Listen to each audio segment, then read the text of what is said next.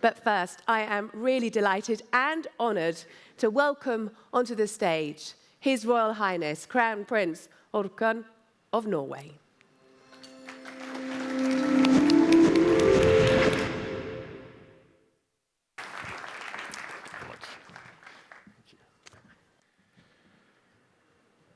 Ministers, distinguished guests, ladies and gentlemen, welcome to Norway.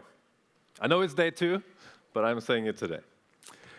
My name is Haakon, and I am from the ocean, just like all of you and any other mammal on this planet. A few 100,000 years ago, our ancestors crawled up from the water to dry soil, but all of us originate from the sea, from the ocean. And when I die, hopefully a long time from now, with my loved ones around me after a rich life, I want the ocean to be back in balance. And I want to remember how we were able to see that we had to change our ways, that we really understood that taking care of our oceans is taking care of ourselves. But before we get down to business, I want to take you to the west coast of Norway. The sun is shining and it's a beautiful day. It's not a cloud in the sky. The air is warm, but the water is cold. We're in Norway after all. So we're wearing wetsuits and we're out in the ocean with the whole family, with my kids and my wife. And we're there to harness this fantastic power and force of nature. Miles and miles away, there has been winds that have been putting energy into the ocean, and that energy is now traveling fast towards the shore. And when it reaches more shallow water, the ocean rises and creates this wall that is possible to ride on. If you time it just right, you gain speed and you're able to stand up on your board. And I'm there pushing my kids into the waves. And just when they get their speed and they jump up on their board, I realize this ancient truth that it's almost like we've forgotten. That we are nature. There's no difference. There's no separation between us and nature. We are nature. And we need to rediscover that ancient fact. Because I think if we really profoundly understand that we are nature, we are better at making good decisions. So this is my daughter. Just a few weeks ago, up above the Arctic, we were surfing in Lofoten. And here we all are out in the water at Hoddevik in the west part of Norway. Now, in this moment of surfing, nature shows us the value of balance. The balance we seek in our lives, in our human relations, and between nature and people. Through thousands of years, the oceans have connected us. They have carried goods, they have provided food, transport and employment, exploration and adventure. And they have brought both diseases and ideas between continents. They have brought us to each other. As we all know, the reason why we are gathered here at our ocean is that the ocean today is not in good health. Our ocean is not in balance. Most countries and billions of people around the world live by and of the ocean. But we are very unequally affected by the changes that we are experiencing today. Now, we Norwegians, we are from the north, and I love spending time in the cryosphere. After I read this IPCC report, you know, I'm social science, so I didn't know what cryosphere was, but now I'm not saying snow anymore, only cryosphere. And here in the north, we still have winters and glaciers. But as you know, the glaciers are melting and the winters are less reliable. Now, I'm no expert on ice and sea level rise, like some of you here, So it baffled me when I recently learned that when the ice mass on land is melting in the Arctic, in this part of the world, the sea level is not affected so much here, but rather in the south. The mass of the ice makes the water gravitate towards it.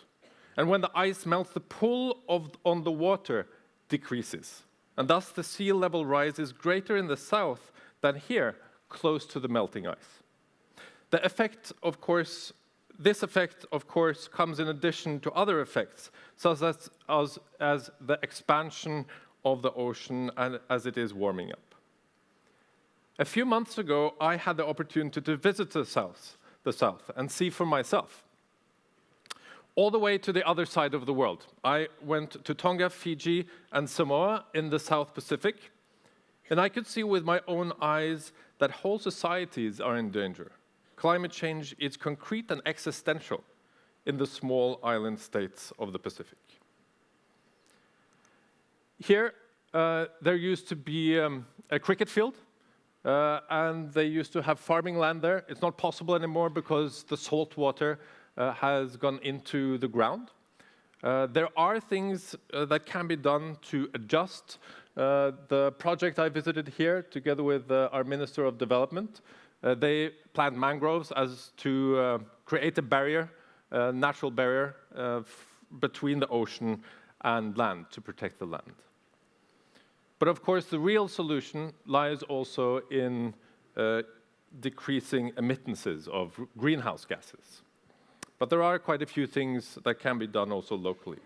Last month, I was together with the Prime Minister of Fiji in the UN to launch this new fund that was to help financially communities that live too close from the ocean, too close to the ocean, that are vulnerable to sea level rise, and that they actually have to move. So this is a fund that, of course, not should be necessary, but as the ocean is rising, it is. Now, this is an overwhelming image of our global connectedness from north to south. We are truly in the same boat, or in the same canoe, as they say in the South Pacific. This connectedness is truly beautiful in many ways, but in this respect, also alarming. Alarming because it shows how vulnerable we are, and it shows how our actions in one part of the world affect people on the other side of our planet. This also underlines the importance of global cooperation on all levels and in all areas connected to the ocean and to climate change. And of course, we do have the roadmap on how to move forward. The Sustainable Development Goals. I absolutely love these goals. When we see them, it should give us energy, because in them is the opportunity to choose a better tomorrow for our children, and for ourselves, for that matter. But the progress on reaching these goals is too slow. We need to speed up. We are all here to do just that. For instance, we have to find new ways of thinking about where our food should come from when the global population will increase to 9 billion. Fortunately, the ocean carries an enormous untapped potential to feed us. And I think you will use quite a bit of time today to talk about this topic. But for that food to be available and clean, if we are to harness the potential of the ocean, we must combat climate change, marine pollution, and overfishing, all simultaneously. No small task. Even though the ocean is suffering under the stresses that we humans are inflicting on it, there are some reasons to believe that we can make a significant change to the better. A report that came out last month, called The Ocean as a Solution to Climate Change, suggests that as much as 21% of the annual greenhouse gas emission cuts that the world needs by 2050 to stay below the 1.5 degree target could be achieved in the ocean alone, up to 21%. To move the world in the right direction, we must stay open to change.